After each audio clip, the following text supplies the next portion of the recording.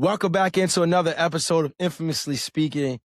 I'm Matt Rosa, joined by my illustrious co-host, Quan. And before we jump into the show, I would be remiss if I didn't talk about what's been happening in the state that I call home right now, Washington State. I'm not sure if how many people have been following the news, but Western Washington especially has been hit with a lot of rain and precipitation, which has caused some serious flooding across the state. People have been displaced from their homes. There's been landslides, closing major roads. Just a place that my wife and I went for our anniversary a couple weeks ago, Leavenworth, right outside. They've been hit, lost power. Some major roads leading into the town been closed. And so not only affecting people's personal lives, but also their ways of income as well. So I just wanted to take a moment to highlight that, especially in this holiday season. If you haven't done your research or looked into it, I encourage you to. And whatever's on your heart, if anything moves and you wanted to give, I'm not going to tell you where to give or what to do, but I know that people that tune into the show have big hearts. They care about people. And so sometimes things can get caught in the shuffle because so much is going on, but I want to make sure that we kick off the show just with a little bit of humanity. Just let everybody know that, of course, our hearts with the people that are affected, and just wish nothing but speedy restoration and sending a lot of love your way. So I wanted to start off with that. So what are we going to talk about this week on Infamously Speaking? Well, I'm sure a lot of people saw the New England Patriots' epic collapse against the Buffalo Bills, being up 21-0 in the first half. Buffalo obviously comes back, wins that game, stays alive in the division. It was a hat and T-shirt game in New England, and they couldn't pull it off. Some major injuries. Patrick Mahomes goes down with an ACL. Micah Parsons go down with an ACL. We're going to be talking about how do you bounce back or remain resilient in tough situations.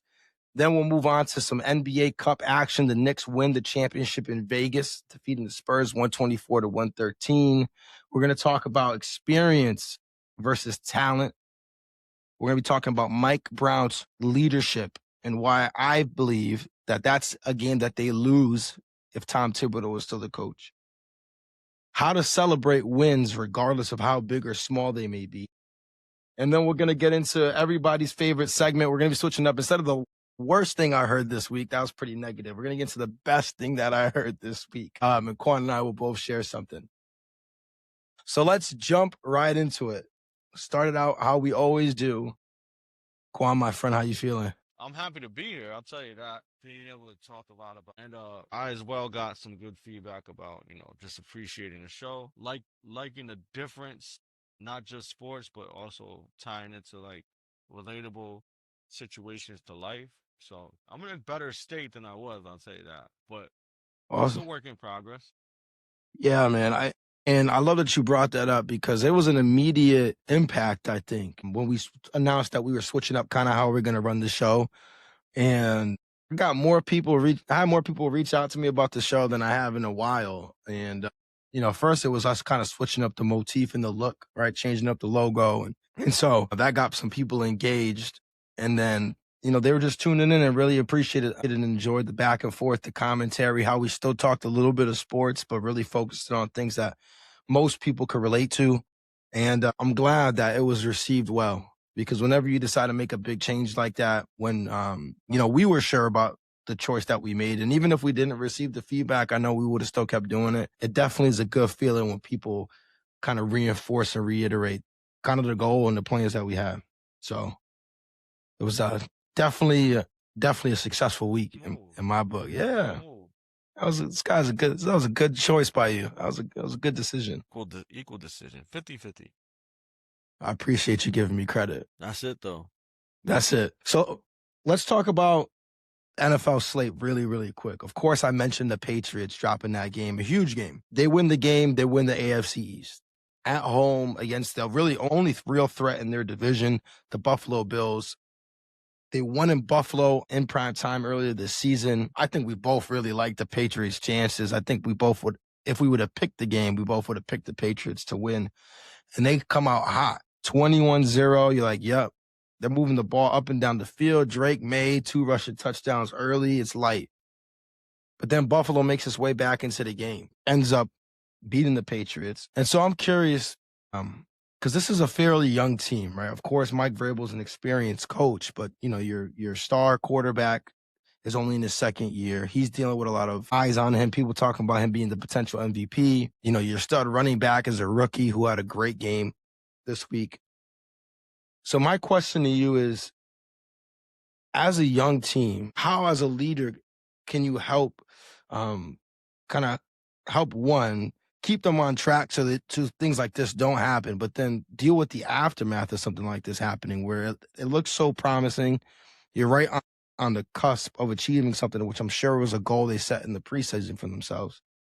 How do you deal with, a tough loss like that? You got to deal with that with your head up and straight up, straightforward.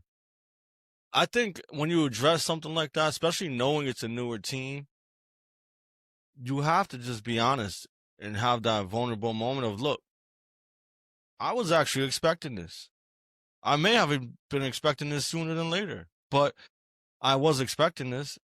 Now let's have that conversation of how do we learn from this and how do we grow, right? We talk about it all the time. It depends on how you receive it. Is it going to be a loss? Is it going to be a lesson? I choose the latter, which is always a lesson. So let's talk about that, right? Like, walk me through why we didn't win this game. Walk me what behaviors we was showing or showcasing that led us to the success, and then what behaviors did we change that, ultimately led to our demise. And then how do we change that? How do we make sure we stay consistent? It's funny because when you're dealing with people in general, right, you're going to face challenges, especially in a team environment. But it ultimately is going to boil down to communication, accountability, understanding, and then moving forward with a plan in place. Yeah, I find it interesting that you said, I expect that to happen. Is that just like, were you putting yourself in verbal shoes, or are you saying that as someone who's been a leader or been in charge, been tasked with leading people for as long as you have, you've kind of experienced these kind of natural, highs and lows, peaks and valleys of being in team environments? I think I'm putting myself in both shoes, Vrabel's shoes and my own, where naturally you're going to run into challenge. It's just part of the game. It's part of life, right? Nothing's perfect. So really just being prepared for the moments when you face adversity. It's always better to be prepared than not, right? Right. So when that time happens or occurs, we know how to address it properly and then move forward with that. Especially because you mentioned a new team, right? When you got a new team, there's so many different pieces.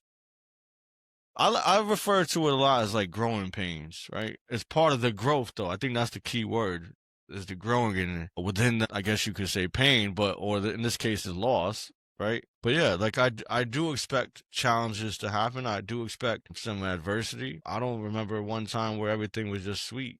There's always something that you could be doing better. Absolutely.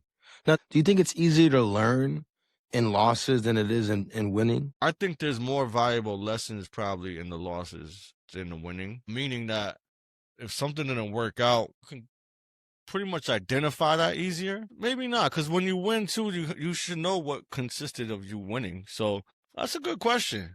Do you lose? Excuse me? Do you learn more in losses? Is what is the question? Yeah. While you dwell on that, let me give you an example that came to mind, right? Because we were talking about the cashier sales rep last week.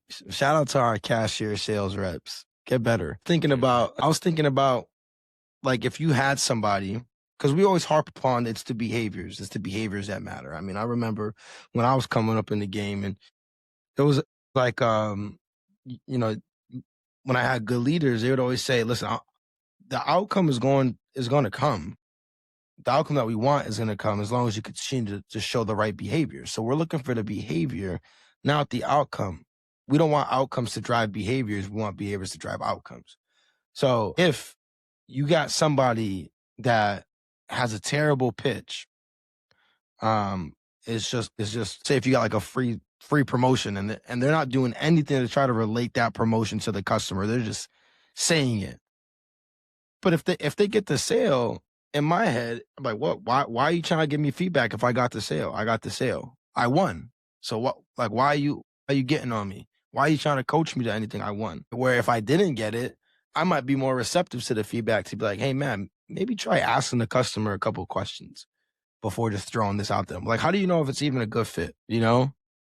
So if I don't get the sale, I might be more receptive to that feedback than if I did get the sale with the whack ass pitch. Yeah, I think that, I mean, ultimately, when you get that sale, when you're not making it relatable, the promotion to the customer, as you referred, it's not going to be consistent, the success. Right. Whereas if you're building the proper behaviors to consistently uncover the opportunities, the success will ultimately follow. Right. I just think it's easier to receive the feedback with something that you didn't work, because then hopefully you have the awareness to be like, hey, my way is I not, got you. my I way is got what not you're saying. working. Especially if I got somebody on the other side of the store, right, or another teammate that is doing the behaviors that you're trying to coach to, and they're way more consistent than I am, because I'm seeing that in action now. Like, oh man, this person's, I might get a hit in every 10 at bats. This guy's getting 3 hits in Yes. every 10 at bats. What is it? Yes. You know what I mean? That's valid. That's valid. I could respect that. So Because if you're not winning, you're probably more open minded to the feedback. Is pretty much what you're saying. I would think so anyways. I feel like it's easier because, like, clearly what I'm doing is not it's not working. And it can't just be everybody else all the time. The only commonality, like we said last week, the only commonality across all 10 of these interactions is me. So I got to be doing something wrong, so maybe I'll be more receptive to it than if I'm winning all the time. I'm like, wait, this guy, well, you can't tell me nothing is working. Why are you bothering me? Let me ask you this. Because when I was thinking about this topic, right, and bringing it up to you, I had a feeling that you were going to say what we were going to say, because that's your tagline. L's are for lessons, not losses, depending on how you want to view it. But let me add this layer to it. So the Patriots, because they were 2 games ahead of the Bills in the standings, and now they split the season series, they're still in control of their own destiny as far as it goes for winning that division and locking up the 2 seed in the AFC. How do you balance that message where you want to make sure that people understand, like, hey, that wasn't a good luck, but you want to motivate them moving forward, because your next 3 games are against, you got the Ravens this week, which they need to win to stay alive.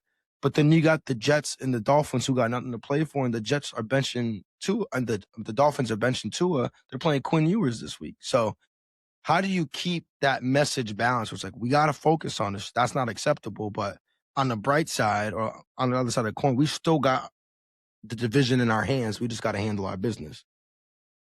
So as much as I can't stand, I want to say can't stand, as much as I give Mr. Bill Belichick some Harsh criticism heat every time.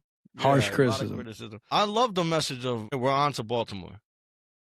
Right? On to Cincinnati. Yeah. Well, yeah. I know what you mean. You wearing the Bengals hat. Bengals/Reds. That's no magic? Yeah. Shout out to No Magic. No, honestly, you address it, right? Look, this is what was working for us. This is what was not working for us. We have to be consistent. We control our own destiny. So if we suffer in defeat and we don't make it, we don't win a division, just know that's on us. So it's on us as a team, us as a unit, me as a leader, and you as a player on the field that ultimately controls everything we're destined for.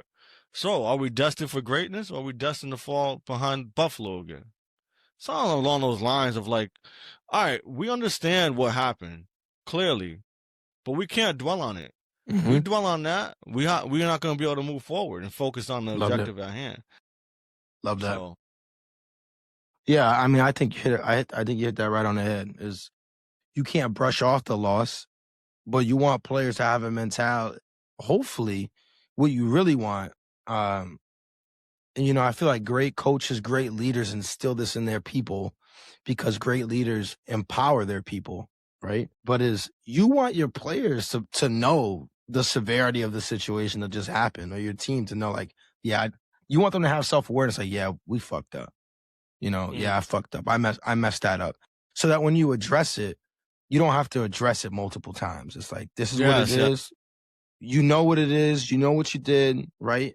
All right, put that behind us, right? Because I'm trying to think of that on the Cincinnati game. That was after y'all lost. Was that the Chiefs? Like you guys got blown out by the Chiefs, right? And then you guys went on that crazy win streak. That was that year? Right? If I'm being real, I don't really remember the game before that. I don't have any. My thought process is not Nah, you always good. You the way good. it needs to be. But I believe that is the game where we got smoked, and it was just like, all right, on to the next one. Because they knew But what that that was early was. in the season too. But you did say something, Matt, that I could appreciate, which is you want people to have that self-awareness. And I'm a big person who loves to empower their people. And I think part of the empowerment piece that people may forget is the self-discovery. Mm-hmm. So I'll ask, right? Wow. Like, for example, I'm asking you, what do you think you did wrong? Or what do you think you could have done better to get us to where we needed to be? Or yourself, right? And that's empowering them to come up with the answer instead of me just giving it to them, right? Plus, if they come up with the answer, it's an easier conversation, like you said, and I don't got to beat a dead horse. It's more like, all right, you understand what it is. That's exactly the same thing I had in mind.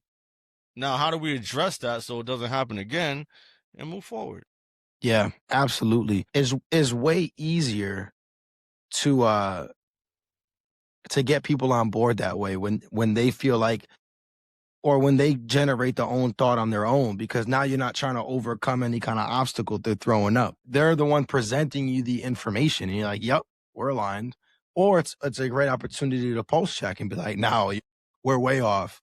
We're way off." And so let's try to figure out how we ended up on two different paths here. When I know what I've been saying, but yeah, absolutely, 100%. But I feel like that could only happen in cultures where you're encouraging people to think for themselves. You're encouraging people to be empowered. You're encouraging people to not only what's the word I'm trying. You're encouraging people to really be owners in their own success. Because at the end of that, that's what it is. You are somebody that helps enable somebody. As a leader, you help them get from point A to point B. But they need to do the walking. You're just a guide, right? You're a guide for them, but they need to walk. You're not carrying them on a wagon. You're not dragging a wagon behind you. So I think that was perfectly said. Perfectly said. This guy's good. This guy's good. So I'm okay.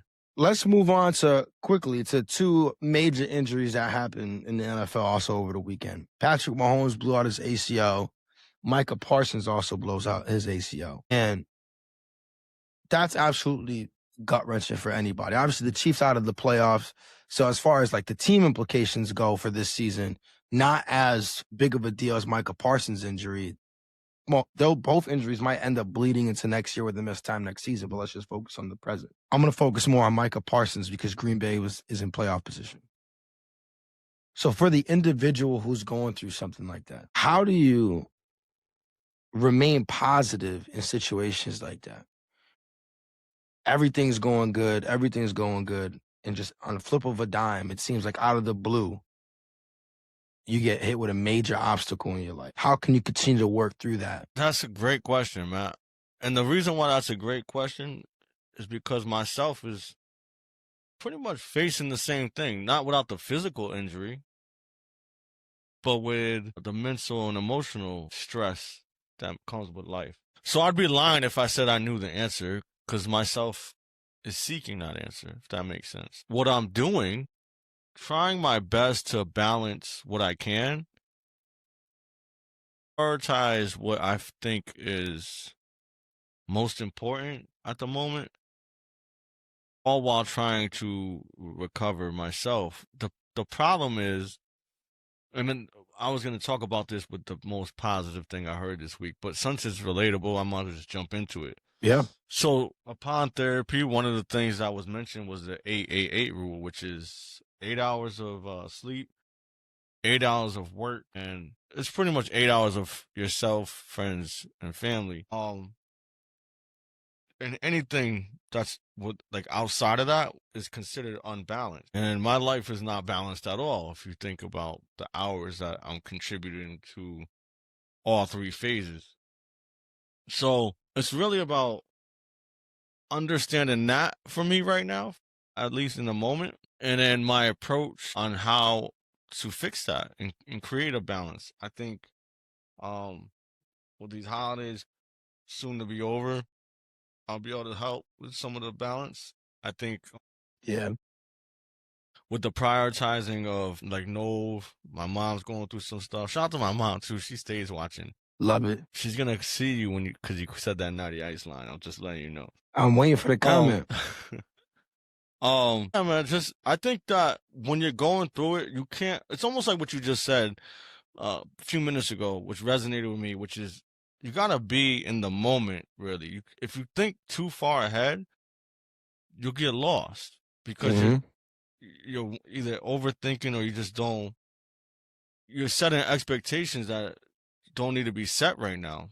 So it's a challenge. I remember when I broke my leg, if we're talking about physically, it's like emotionally it hurt too because like yo, I couldn't do nothing. The summer was done. I had my motorcycle, I wanted to ride that. I was in really good shape when I broke my leg. I was probably in the best shape of my life other than how I feel today physically. And I just remember just like, man, this sucks, man. I'm gonna put on weight. I can't do anything I want to do. Take my daughter to the beach. I had a whole cast on wrapped in Walmart bags from Lisbon. But I think what got me through it was the resilience of just wanting to keep improving, but also be there for my daughters. Yeah, yeah. No, I think you said a couple things I wanted to respond to. The first one was that 888 method, and I think it's tough because like how you called out the season that it is, especially in the work that you do, demands more than 8 hours of work in a day, a majority of the time. That just is what it is, right? And so I'm not sure if like you could try to strive for 888, but I think what's healthier is understanding that maybe the course over a stretch of time, you'll have the 888, right? Like averages, it'll be 888. This season, Mm. it might be, 12-6-6 In the moment, in the yeah. moment. It's almost like in relationships, they talk about 50-50. Now, there's times where it's not 50-50. There's times where I lean on my wife more than she leans on me and vice versa. And that's just is what it is. I don't think you can always expect people to give or certain things. You can't expect those ratios to always be even. I think what you hope for is if you average it over a period of time that you're going to get closer to that. And then if you look at that, then it's like, all right, I got to be more conscious to what you said. I got to be more conscious and make sure I'm putting in the effort and not allowing things to seep into family time if I don't need it to. If the season doesn't call for it, maybe I just wasn't as efficient as I could have been when I'm working. So I got to make up time. So that was one thing that stood out. And I'm glad that you brought up personal injury because I had one too, directly related to football. I remember it was in the playoffs, youth football, the winner of the game, Norwich, New London. Norwich, New London. Everybody knows those games are lit. Winner went to the Super Bowl. We ended up winning, but I broke my ankle. Fourth quarter game, though, on a fumble. I fell a weird way on the ball, and of course, everybody piles on and shit snapped. I handled it terribly. And it was probably one of the worst times of my life. And I was 13 when that happened. Fast forward now, I'm only 21. No, but I mean, that was almost 17 years ago. It was miserable. It was miserable. And I thank God for helping me to get out of it. But, like you said, you lean on people, man. That's why we talked about last week, just your circle being so important. Like surrounding yourself with people who are positive, words of affirmation, just reminding you that you're going to get through it. You're going to be good. You're going to recover. It's not the end of the world, especially when you're young, because in that moment, that your playing career is only so long. Especially, I'm sure these pros understand that more than I did as a 13-year-old kid, that you're only going to play for so long. You want every single moment. Right? You don't want to miss any time, especially, because you play sports, the bond that you build with your teammates. Like you feel like you're letting your brothers down if you can't go out there for whatever reason. And so, yeah, man, that was a tough time. That was a tough time. So I was gonna say that, right? The surrounding yourself around good, loving, supporting people. If I'm being like completely transparent, I'm kind of doing the opposite of just kind of like trying to create these boundaries. Mainly because I know I'm not good and my responses are just over the edge. Like I look angry 99% of the time, except for when I'm dealing with you, because That's what Yeah, we should get complete on. joke. That's what we should get on the pod. That's the perfect What? time to put in a parlay. Yeah. Yeah.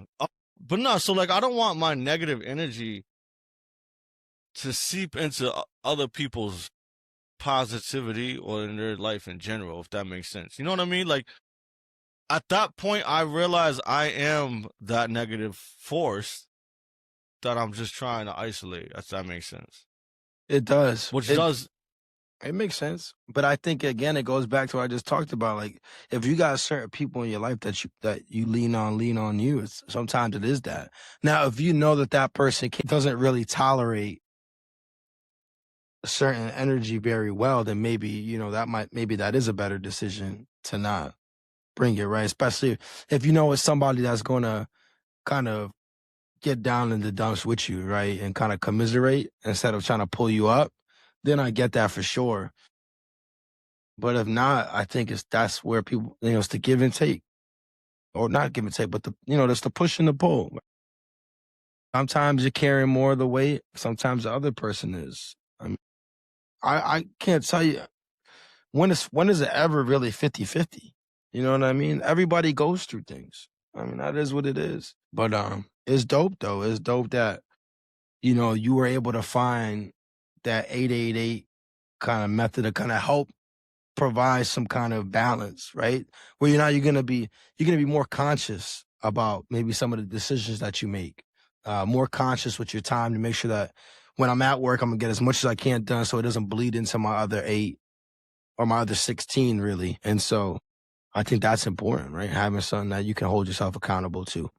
yeah, yeah. I kind of had that same thought process of what you said. Two was like the average, right? Like obviously right now being in a new situation and the amount of attention and time that I have to put forward to get it situated in the right space that I need it to be, I have to put in this additional work. And then once I do that, I can now feel more comfortable stepping away, if that makes sense. For sure. Yeah, 100%. 100%. So let's lighten the mood just a little bit. Yeah, it got a little dark and deep Let's and lighten the mood a vulnerable little right bit. there. New York, stand up. The Knicks win a championship for the first time since 1973. I believe A it's championship? not a real championship, but Knicks win the NBA Cup, beating the Spurs 124-113. At one point, they were down 11. I believe it was late in the third, about 2 minutes left. I think Mike Brown put on a coaching master class in this game. We'll get into that a little bit later. Jalen Brunson wins NBA Cup MVP. You want to talk about a great inspirational story? Look at Jalen Brunson, right? Kind of a second backup bench player with the Mavs, gets the chance to shine when Luka was out in the playoffs with an injury. Dallas doesn't want to pay him. They think he's worth something. He goes to New York, and now he's a perennial all NBA player, superstar. But what I really want to talk about in this game is you had two really different kind of teams. You had the Knicks who are experienced. You think about the players. Think about their starting lineup of Brunson, Karl Anthony Towns, Mikal Bridges, Josh Hart, OG Anunoby. OG, of course, was on the finals team with the Raptors. Cat was in the Western Conference Finals a couple of times with the Timberwolves. They were all in the Eastern Conference Finals last year. All tenured veteran NBA players. Then you look at the Spurs with who I think anybody that watches basketball believes in a couple of years is going to be the best player in the NBA in Victor Wembanyama. They got the kid out of UConn, Stephon Castle, who had a fantastic game last night. They got Dylan Harper in this year's draft, who also had a fantastic game.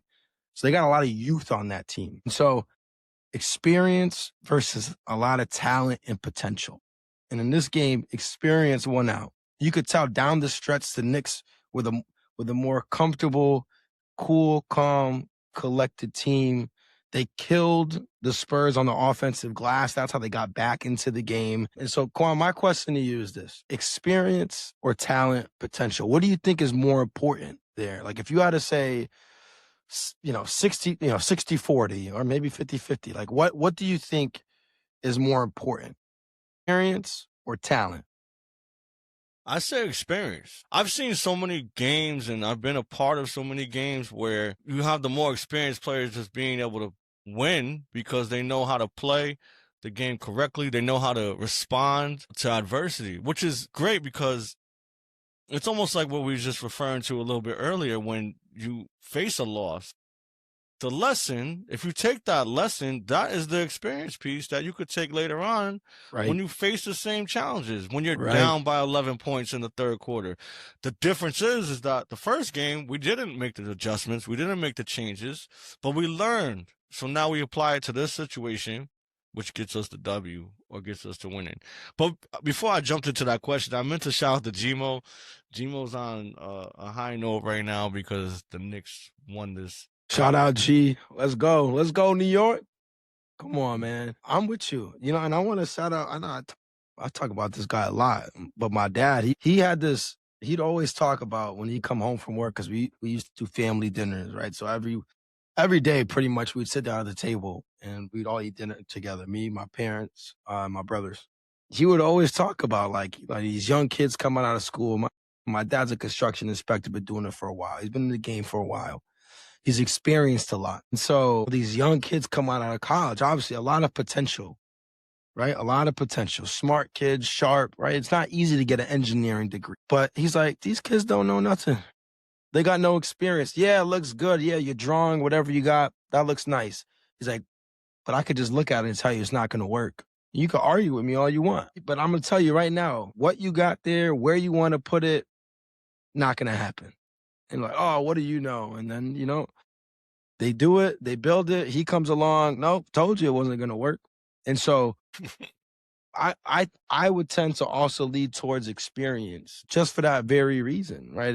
I'm not even sure where I heard this. It was probably church, to be honest with you. But knowledge brings pride, experience brings humility. And when you got knowledge without applying it, you got a bunch of thoughts. But then when you own experience, you're like, oh man, no, maybe it's not as easy as I thought it was. Maybe it really isn't. Maybe that isn't going to work because now you try to put that theory that you got and you try to apply it. And then you realize, yeah, no, it's not going to work. And to your point, I guarantee when the Bills were down 21-0, prior experience made them feel comfortable. Number one, because they have the league MVP. They had the league MVP, last year's league MVP at quarterback. But also they knew hey, there's still a half of football left. There's a lot of game left, right? And I'm sure they've been in situations they were up and they've lost. They've lost games that they should have won and they won games that they probably should have lost. And so that experience, a lot of veteran guys on that sideline, again, surrounding yourself with smart people. How many times have we heard where teams want veterans in the locker room, right? Like we want veteran presence. Not because you think the veteran's going to play big. Of course you hope to, but you want them because they understand how to deal with the ups and downs. And so I'm with you on that. I think experience over talent, 100%. No, that's really well put. I appreciate that. I think that works for the Spurs long term, right? You rather lose this cup. Yep. And then if you go to the finals, you know what that feels like. Being up 11 in the third, that doesn't guarantee victory. Not in this NBA either. Huh? Not in this NBA. I don't know. Yeah, exactly. Well, what about the flip side of that? So let's say, because they were asking the Knicks, like, what does winning something like this help you do? And a lot of them are like, it just proves to us that we can win in any situation. So if the Spurs would have won, is that kind of the message? Like, we just proved that we can win in every situation. Now, I get it. Like, if you had to put it, like, do you want to lose the NBA Cup or do you want to lose the NBA Finals? Of course, everybody's going to say, fuck the NBA Cup, right? I want to win the Finals. But I think maybe it just depends on the coach, right? Where it's like, and how you look at it, where it's like, because the Spurs are a young team, that's a good lesson for them. But because the Knicks are an experienced team, if they would have lost that game, that might not have been such as good of a lesson for them. It would have been more like they didn't learn their lesson from the last 2 years. Yeah, that's fair. Celebrating prematurely, thinking they won something because they moved on. And that's no knock, right? It's like what I was telling Gmo. I said, I personally don't give a fuck about the cup. Like, I don't remember who won last year or the year before. Gmo's like, I do because I watch basketball. Bucks Okay, and cool. Lakers. What I'm saying is that the majority of people really don't care about the cup. They just implemented that 2 years ago. It is what it is. That don't dictate if they win the championship, which is the ultimate goal. You don't go into the season saying I want to win the cup. You don't do that. But what I will say to play devil's advocate to myself, and I told this to G, is it's a great confidence builder to know that you can face that adversity and get through it and come out as, I guess you could say, the champion or whatever you want to call this. But I think it's a confidence booster more than anything.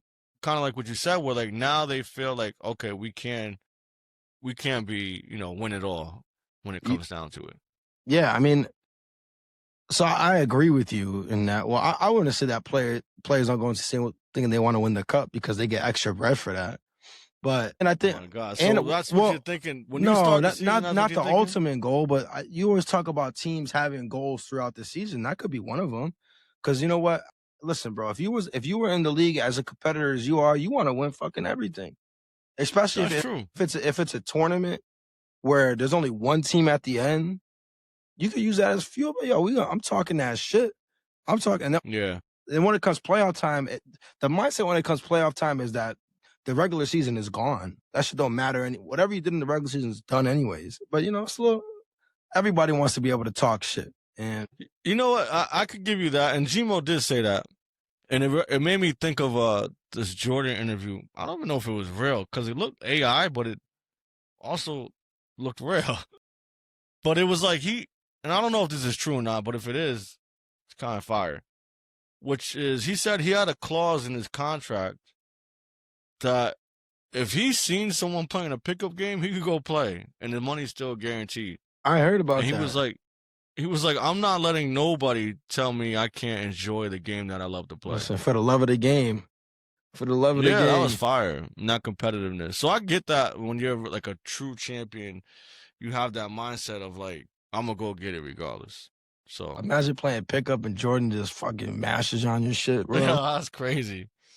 That's crazy. That sounded crazy too. Anyways, let's move on to another part of the NBA Cup because I said this at the Open, which is the impact of leadership is so sometimes it's not spoken on enough. And the Knicks made a big move this offseason for those that don't follow basketball. The Knicks were in the Eastern Conference Finals. They were 6 wins away from winning their first NBA championship in over 50 years. They lose to the Pacers. It's the furthest they've ever been since 1999, I believe, or 2000, when they were in the finals and they lost to the Spurs. So you think, hey, you know what? We were close. A couple things, if they would have went our way, we would have been on the other side. Let's bring everybody back. No, they fire their coach, Tom Thibodeau. They bring in Mike Brown. And at first, people were like, you're going to fire the coach that just brought you back to the Eastern Conference Finals for the first time in over 2 decades? Like, that's crazy. But I think last night's game, showed why this move was made and why it was the right move. So I talked about how the Knicks were down 11. And they obviously came back early in the fourth. Jordan Clarkson hit a 3 to go up and lose 97-94. So Knicks, they keep the lead. Late in the game, I think it was like either 2 or 3 minutes left. They're up 5. The Spurs trap Brunson on the left sideline, and he turns the ball over and back. And immediately, Mike Brown subs in Tyler Kolek to have another ball handler on the floor. And he doesn't bring Mikal Bridges back into the game at all, and Mikal's a starter. If that was Tom Thibodeau, he would have had the starting lineup out there. Maybe with one starter on the bench, if he wanted size, he would have had Mitch and Cat both out there, right, for defense and for rebounding. But Mike Brown immediately spots that, hey, he just turned the ball over because they trapped him and they got it over and back. We need another ball handler so they can't apply all that pressure on Jalen. We need somebody else that can move the ball. Instantly, he sees that, reacts right away. Kolek makes some great plays. Knicks end up winning the game. They win by 11. That is why leadership matters. That's why great coaching matters, is the ability to see a situation, analyze it in the moment, make a strong but maybe controversial decision, not having the guy that you moved all those picks for last season and keeping him on the bench in that crucial stretch of game. So my question to you is, one, you watched some Knicks basketball. You saw Tom Thibodeau coach both the Knicks, the Bulls, right? Do you agree with me that that's not a move that Tom Thibodeau makes? I definitely agree with you. And second, how can success sometimes paralyze you? Because if the Knicks would have still with Thibodeau, it's most likely that they run back the same thing and there's probably a similar outcome. Because I think with that specific situation, although it was success, it wasn't the ultimate goal. And they knew that he wasn't going to be the piece to get him there. So they made that change, right? You also said, does success cripple you, right? I think it does if you're complacent and content with where you got as far as success, right? If you're complacent or content with, all right, I've gotten to the Eastern Conference Finals, which is a lot further than we've been in quite some time, then that's when that can cripple you. But they didn't take it like that, obviously, and they made the changes they needed to make. I do want to touch base a little bit on the fact of analyzing something in the moment or just analyzing something in general and making those adjustments. I think that's a strong leadership trait that gets overlooked at times because, one, it takes a lot to have the awareness piece, strategically plan how you can, maneuver in that situation in the positive way, and then three, and implement it where you're actually making the impact, because now you got to get your whole team involved and get their buy-in, right? I think on a court it's probably a little bit easier because you've built that. I think in an environment in which I'm in, it's a little bit more difficult, especially because there's just so many different personalities, so many different learning curves, learning traits from previous leaders and stuff like that. Yeah. How do I do that? I think it's just leading by example is the main thing, right? I'm not asking someone to do something I wouldn't. I want to shout out this is on a similar topic, same topic, but I remember we was playing Warzone. This resonated with me because it stuck, and I believed what they were saying, which is, I remember it was down to 3 people. I was one of the 3, and in Warzone the circle closes, and it could get tricky. Your heart's racing because you want to win this game. Spent 25 minutes running around the map. Right. And everything is on the line. And I remember I remember everything that occurred. And I remember seeing one guy and hearing another guy over here.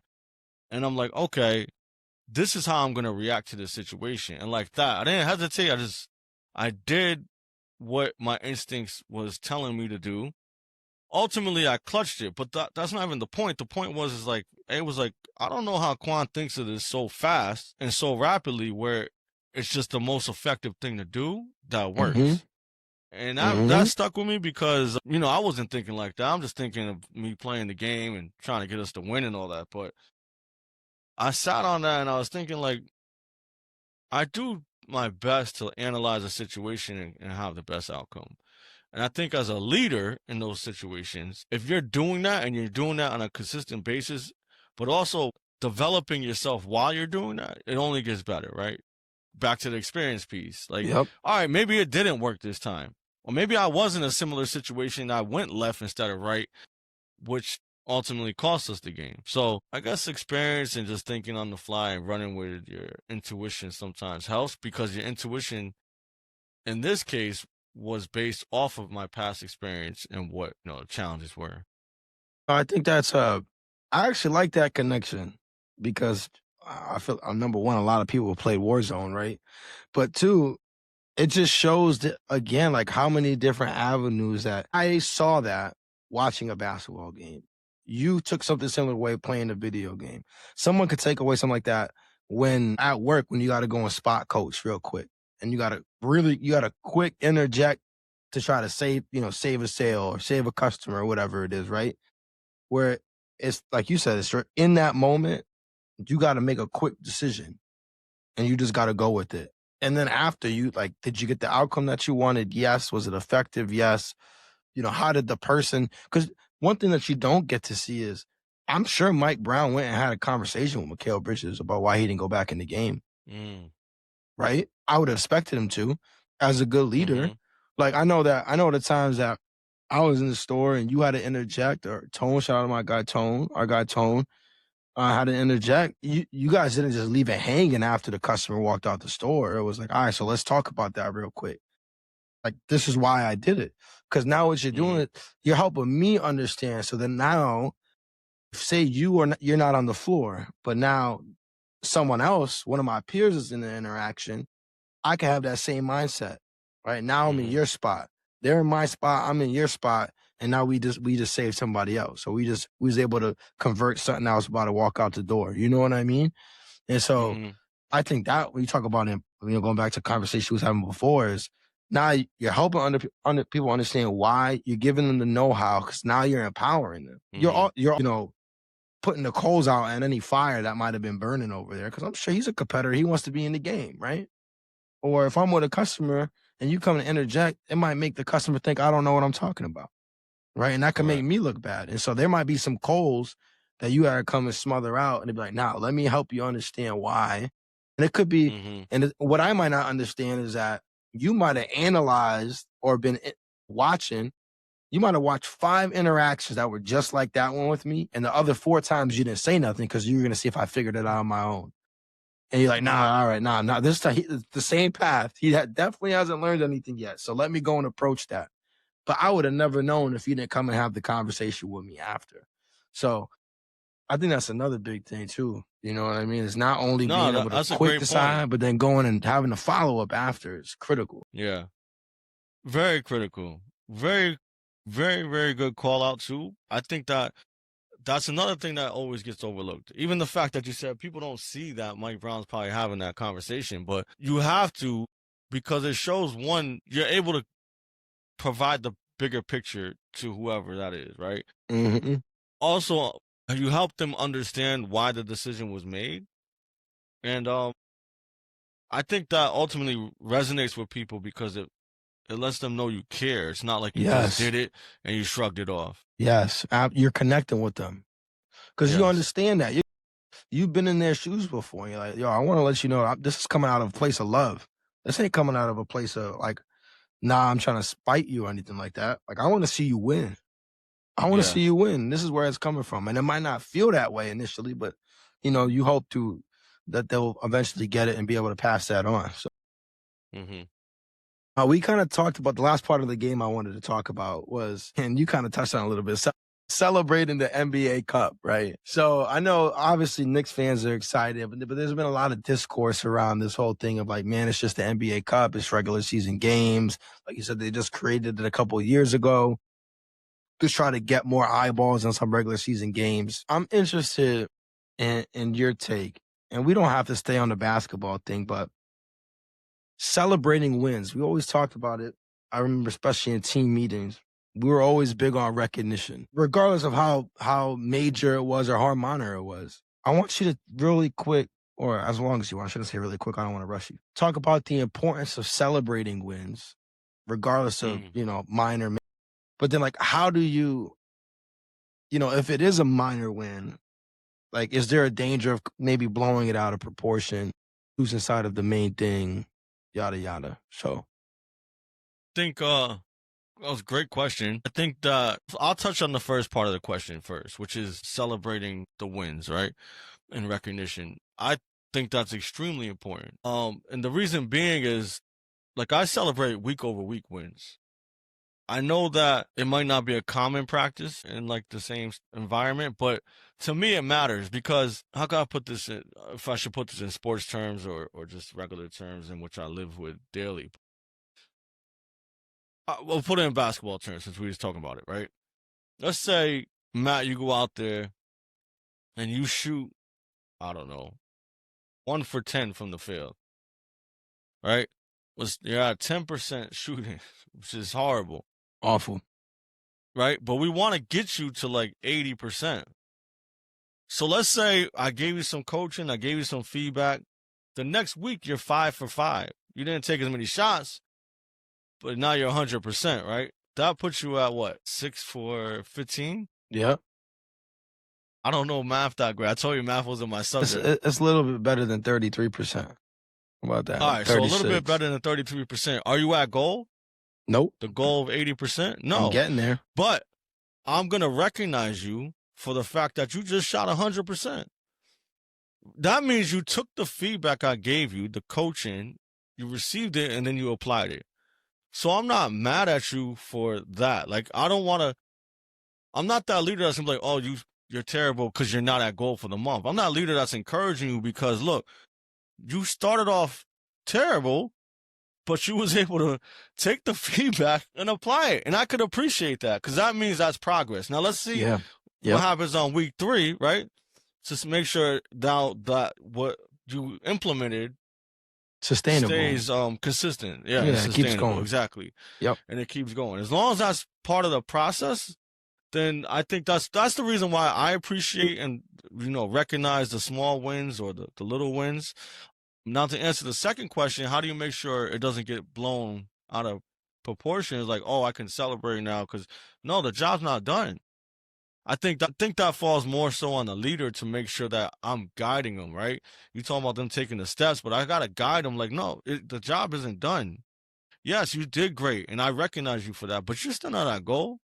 And then we break down how you get to that goal of, I don't know, 5 for 5 again, whatever it is, right? I'm not gonna go into the mathematics, but really the behaviors is really what's doing it. As long as you're consistent to those behaviors, that success will follow.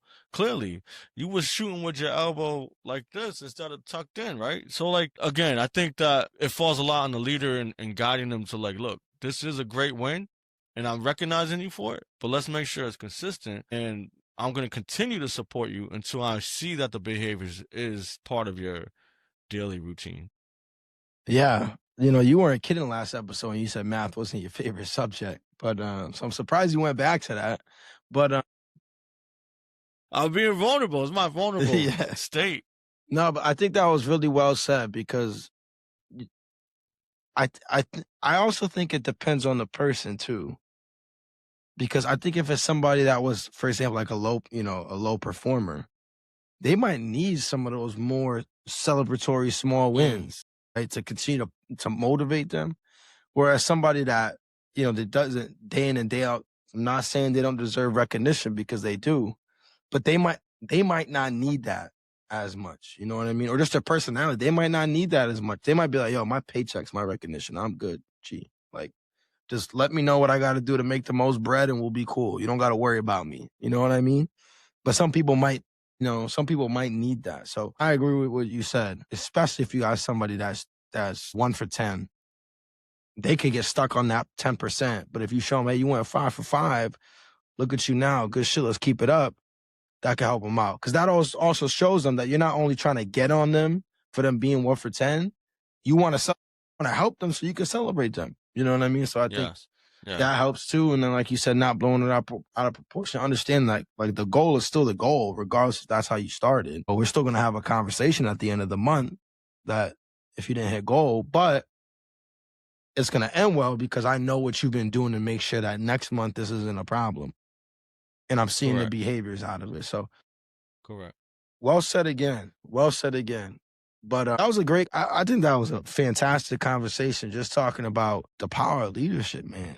Like, I don't think people realize how many different facets there are to leadership. I don't think how many people, I definitely don't even understand all the facets to leadership. But then how many things you do without even knowing you're doing them. Like you said, when you was playing Call of Duty, you didn't think about what Alan was saying. You was like, this is just what I'm going to do. It wasn't until you took the time to kind of break it down and be like, oh, shit, yeah. Right? And so it's crazy just how much you can break things down and really look at individual facets. Like you said, there's always going to be an area where you can improve in because there's just so many levels to it. Sweet. So let's keep it rolling. Go with the sports talk for right now. I do want to quickly double back to some comments that I got from last show as some folks reach out to me. And like I said, we always appreciate it when people reach out about the show. Whether you loved it, whether you hated it. Listen, hate it or love it, the underdog's on top, like 50 said. He's on a generational run right now, by the way. But it keeps us going. The love keeps us going, the hate keeps us going. Constructive criticism and feedback's always warranted. So here's a comment I got, and this was overall about the show. First comment: I feel like people in general are lacking grit. I feel like people in this space, really specifically talking about the American culture, are lacking the fundamentals needed to survive in the real world. People have become lazy and conforming. Our lives have become, this is a detailed comment, by the way. Our lives have become decadent and fulfilled with social media norms, slick words, regardless of truth and understanding. The world is bigger than our biases, hate, and discontent. I'm curious what your thoughts are about, especially because you have a child like in this younger generation, right? Where they talk about, this generation is lazy, they don't want to work, they lack grit, everybody's soft. You got to wear gloves anytime you touch any kind of sensitive or what you're perceived as a sensitive situation, and especially because you work in an environment with a diversity, so much diversity when it comes to age, probably spiritual beliefs, gender, ethnicity, race. How do you handle, as a leader, how does that impact the way that you approach certain situations? Let's just start there. How do you take those things into account as you're leading people? I think just being empathetic. I think that's the biggest thing. I'm not obviously I can't be in everybody's shoes, but have an understanding, and an agreement of like, look, we're here to get a job done, and I'm here to support you and making sure that we reach success.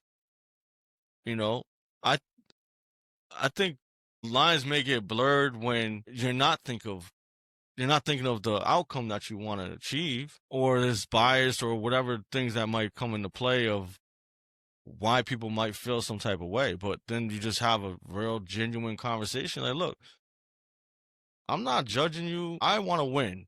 And this is how we're going to win.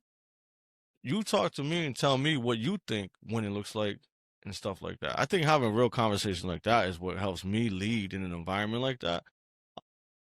But having, some empathy and understanding to what they feel and what their perspective is on things. Yeah. No, I think that's a great call out. And, one thing that, and I talked about, things that I struggled with last week. And it's funny because you brought up, like, we're here to get a job done. And I was like, I don't give a fuck how you feel, just do your job. So I thought that was what you were going to say for a second. I'm like, oh, this guy's learning from me. But I think one thing that, I could still be better at is the message could be correct, but the delivery could be off. And that could throw everything off, even though the message was good. You know what I mean? Like, or like the purpose of it, the content of it. Like if you stripped aside anything that might have made somebody feel some kind of way, like the message was right. Like, man, like you were talking about shooting 1 for 10, like you suck right now. I shouldn't say that you suck right now, but the fact of the matter is that you suck right now. You get what I'm saying? And Yeah, yeah, yeah. so the delivery is just off. You can be like, hey, listen, let's talk about 1 for 10. What are the opportunities? That sounds better than me just saying you suck, get better. How conscious are you of, or let me word it this way. When you're getting ready to have a conversation with somebody, how much of it is you crafting the message and how much of it is you figuring out how you want to deliver it to a specific individual? I think that you can prepare, right? I think it's always good to prepare with any conversation, whether it's difficult, positive, whatever, constructive. Be prepared to, answer whatever questions may arise or emotions that might come up. But again, as long as the message is the message and it's what needs to be delivered and received, you can have that with confidence, right? Because A, you prepared, and two, you mean well at the end of the day. There's no other reason why we should be talking about that. Now, if you feel some type of way, I guess you can tell me why and give me feedback, but ultimately it depends. I guess I need to know what the conversation is. Yeah, that's fair. That's fair. I think the big thing we talked about before, like flexing your style, like how I talk to you is going to be completely different than how I talk to somebody else because our relationship is different. but also like you don't like a lot of fluff in the message, right? You want to just direct. All right, what do I need to do? Where am I doing good? Where am I doing bad?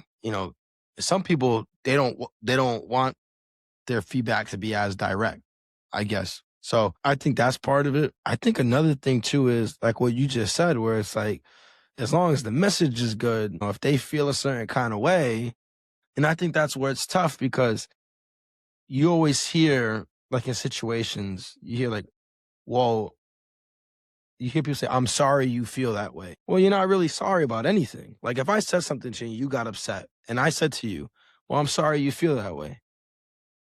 What am I fucking sorry about? I'm not sorry about anything. I'm not sorry about anything that I did. Pretty much what I'm telling you is that I'm sorry that you're soft. I'm sorry that you're a little, you know what? That's what I'm saying to you by saying, I'm sorry you feel that way. You know what I'm saying? Like, I'm not sorry that Yeah. I said what I said. I'm sorry that you received it as a, whatever you want to call it. You saw it. Yeah. So I'll challenge you in a way of like, okay, but again, it goes back to your delivery. What could you have done different in your delivery? I'm one as a leader, I always try to look at myself and say, okay, what did I say or what could I have done differently so that this person didn't feel this way? But at the same time, the message will remain the same. It's the same message. It's about the delivery. Now, if my delivery is making someone feel a certain type of way and there's no substance of why or what I said specifically, then that's like, all right, now you just can't handle feedback or tough conversations. But if you Right. give me something specific that I could work on or Mm, apply, then I'm like, okay, I could have been better in that moment.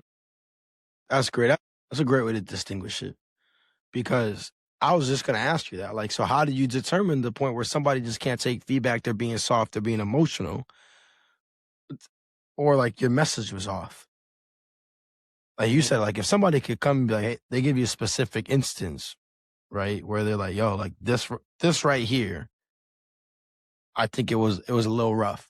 It was a little out of bounds or whatever. And they're giving you points of situations, then it's like, oh, okay, I get it. Because sometimes we say yeah, it's things valid. and it's It's normal. valid. It's normal to us because like that's how we would talk. That or we that's if we got a message, we wouldn't mind it if it was said to us that way. But Yes. someone else might mind it if you say it that way to them, right? Like if you came And to that's me where and the was like, empathy Matt, comes in. you fucking suck, get better. I know exactly what you mean. All right, got it. I got you. But somebody else might be like, yo, he's an asshole. What does he mean by that? You know what I mean? And the first reaction might be like, oh, this person is soft. But maybe they don't, maybe that they don't respond to that kind of feedback or conversation. My only hope is that because I'm giving empathy, you're gonna give empathy back, right? And that Mm, might not be the case, but that's my hope because right? if I did do something that rubbed you the wrong way or made you feel some type of way, just respectfully give me that feedback.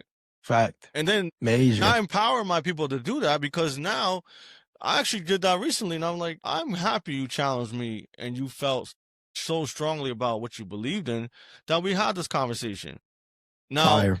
even though I still stand on what I stand on, I can take what you said and apply it because you did have some valid points in there where I can make the adjustments. I mean, you know me for a long time, so throughout this course, I wasn't where I am today as a leader. I've had those moments where, like, damn, I could have said that better, right? And I remember one specific shout out to Raf. Yo, You got to know your people. You said you know your people. You just said where was that if when I I say was your something to you, you employee? know how to. Hmm? Where's that reflection and self-awareness? I was still learning. I'm still learning, but I say that to say this is like the experience, just to tie everything in, is ultimately what led me here. But the experience doesn't just stop because X amount of time; it continues. Hopefully, I have people who I am coaching that again can respectively give me the feedback, and we could, I could apply that and be even better than what I was after I left the conversation.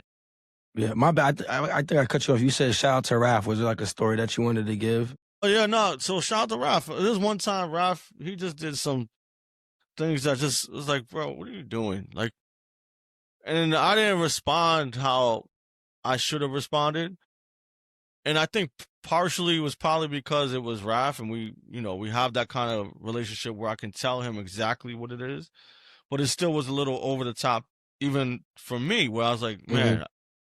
So I took the 5 minutes to reflect.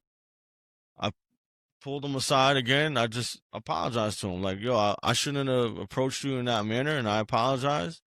Tell me what I could have done better so that you could have received that better, right? Because even in that instance, the message was obviously loud and clear, but it still is not being received the way it needed to be because of the way it was delivered. Back to what you said. Well, that was just pretty good. That was pretty good. That was pretty good. That's pretty good. I'm not gonna. You're on a game today, man. You're on a game. I'm running point. I'm running point right now, and you're I cooking. appreciate it. You're cooking. You taking the alleys easy. That sounded crazy, but you know what I meant. I'm gonna move on. Move on. So we like to wrap pods up with, and I'm gonna change it. Last week we talked about something. I said it was the stupidest thing I heard all week. And we're a pod that wants to be known for positivity and not negativity. So I'm gonna switch it up. And I want to talk about one of the best things that I've heard. So, and you gave yours. You talked about the 888, which I thought was at a perfect time, and the show to deliver that. I want to shout out our guy Chris. I know we shouted him out last week from the growth development pod. I listened to. I'm not sure if he's posted an episode between when I listened to it, which was Monday, and now. But I was listening to an episode. It was his latest one. He had his wife on. And it was super insightful because it was dope to hear from Chris and, of course, then his other half, right?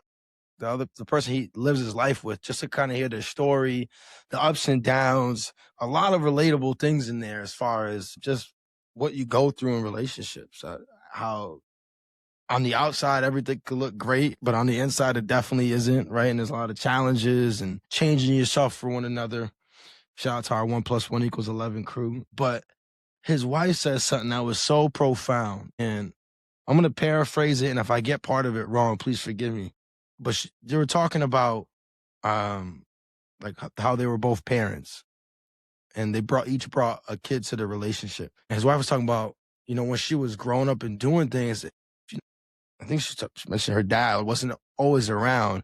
When she was a kid, she felt one way about it. But then as she became a parent, she started to understand why parents can't always be around for every single thing that you're doing. He was out trying to provide. So you could go and do those things that you love to do. And so if they can't be there all the time, as a child, it hurts if you don't see your mom or your dad or both or your family in the stands. But you got to understand that, dad's working, mom's working, or they're taking care of the other kids that are at home. Not everybody could be there. And the reason why it stuck out so much is that how things evolve and how, imagine if she never had that experience. She never had her eyes open to be like, now I get that. I get it why they weren't always around when I was doing stuff. How you could easily harbor some kind of hate or resentment for somebody. You made a decision as a kid to feel some kind of way or look at a situation one way. And now you're an adult and you're still looking at things that same way because of that experience you had so long ago. Instead of being like, wait a minute, I'm in these shoes now. I get it. I understand that. And now you can use that experience as a way to help you forgive and get over things that you might have experienced as a child, because you get it. Now you're a provider. Now you're somebody who has to play the role that your parents played. And now you're giving your parents some grace. Like, yo, this shit is not easy. You know what I mean? And I thought that message was so profound because, like, how many other things do we look at in that way where we have an experience? Maybe it's a bad relationship, heartbreak we experience as children that are still impacting the way that we move today. And we're adults. You know what I mean? You could have a decision you made when you was 10 or 12, and you could be a 30-year-old, 40-year-old person, and that 10, 12-year-old's decision is still running things in your life because you never allowed yourself to look at it a different way. And that was That incredible.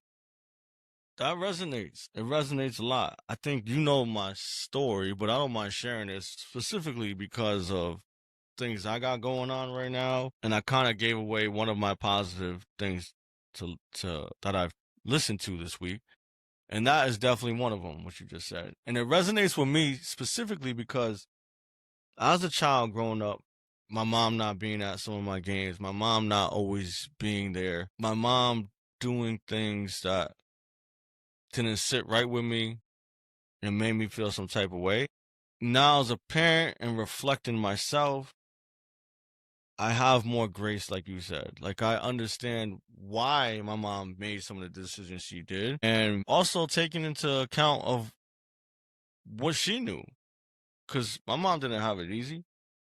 So, it's hard to teach someone something that you don't know yourself. And when you bringing up, a boy to a teen to a young man, and you never really have any guidance yourself, I didn't think about those challenges until I got older. And like, all right, now I see why there was a disconnect and I didn't understand some of my mom's life choices. But now that I'm older, experienced, I can live with that now and not have that resentment. Because for the longest time I did. I had so much resentment and anger towards my mom, but it's getting better. And I'm more grateful because she's going through a lot right now. So shout out to my mom.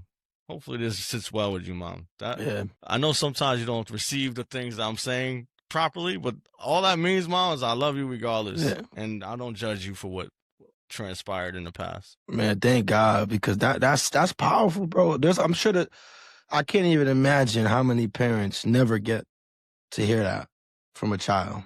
And I know whatever you'd say on the pod, you'd say right to her. So I'm sure that message has gone across. This is not the first time it's ever been said by you. So that's one thing. But absolutely, and I can't really point back to any point where I'm like, man, I wish my parents would have did this different. But what I will say is that you can also draw strength from that, from what the people before you did was another thing that made me think of. It's not necessarily related, but it made me think of my own parents because you're talking about parents.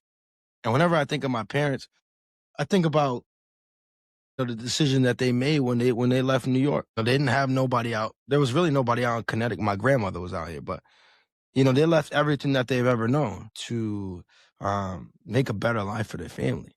And that's extremely difficult. My parents were young when they did that, and to make that decision, the sacrifice that takes, because you don't know what it's going to be like over there. You don't know how good it's going to be. You don't know if you're making the worst decision in your life by doing that. You don't know how other people that you care about are going to receive that. I don't know how many people told them that's a dumb idea. Why would you leave? All your support is here. All your help is here. But the reason I bring that up is because when it was time for me to do that with my own family, I was able to draw strength from because I seen it done before. Yeah. So to tie that all back together is that hearing the testimonies like that of other people, it helps you to draw strength from it, because it's like, if they could do it, I could do it. Right? Mm-hmm. Like I always say, like the only thing that's special about me is the fact that I'm me. Right? But the things that I can do, you can do them. Right? The job that I do, other people do it. That's not unique about me. Me liking football, a bunch of people like football. Me having a podcast, you can start a podcast if you want. Mm-hmm. So it's like drawing strength from other people and their stories and their testimonies is so powerful. It helps you. It helps you. Like I said, you draw strength from it. And you're like, man, if they could do it, I could do it. So when it was time for me to move out here, I don't got nobody out here, but my dad left me with a message. He's like, man, the people that want to be in your life are going to be in your life regardless if you're 3,000 miles away like we are, or you're 100 miles away like they were when they moved from New York. And so, again, I could lean, tying it back to the beginning of the show, I could lean on that experience that he had to be like, you know what, Posh, you're right. I shouldn't have to step into this decision with any kind of uncertainty that this is what's right for my family, especially because I prayed about it and I got my answer. I shouldn't lean into anything with fear. I should be confident in it, because if God held y'all down, Why wouldn't you do that for me?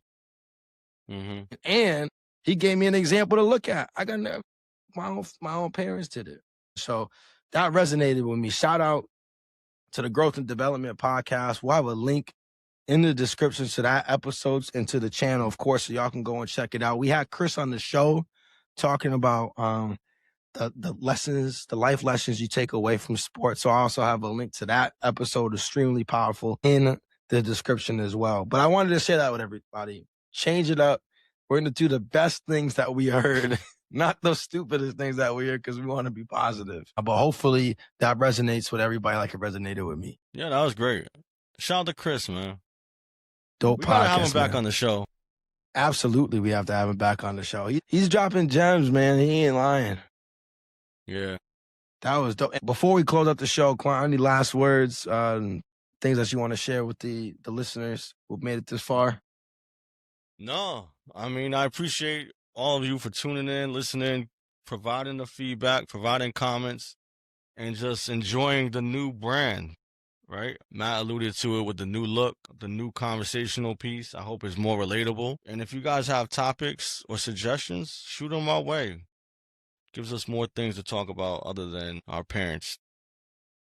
Yeah, well, yeah, that's a good. I was about to say that's a good thing, but that might have been like a diss to my parents. I won't do that. Nah, I'm not dissing them. But what I will, on top of what you just said, to add to it, is that this is not just a show for us; it's a show for the people that listen. So like you said, if you got topics that you want to discuss, let's throw them at us. You can text message us. Well, I sound like an old man. Text message us. You can shoot us a message. If you got our phone numbers, text us. You can DM us, DM us at Infamously Speaking on Instagram and TikTok. And yeah, we'll chop it up. We'll talk about pretty much anything on the show. One thing I like to really pride ourselves on is the fact that we're going to be vulnerable on the show. Because like I said, it could be one testimony that we share, one moment of vulnerability that somebody picks it up and listens to and draws inspiration from. And so we're not going to hold that back from anybody, because we've had so many people share things with us that have really helped us grow, develop, and become better people. So hit us up with the topics, leave comments on the posts that we make. The interaction really keeps us going. Follow the show, subscribe to the YouTube channel. I can't believe I waited this long to do that. I should just have a pre-recorded clip of myself saying all the things I need to remember so I could just plug it in. If you're not already subscribed, please do so. And as always, think critically, speak infamously. It's love. Love.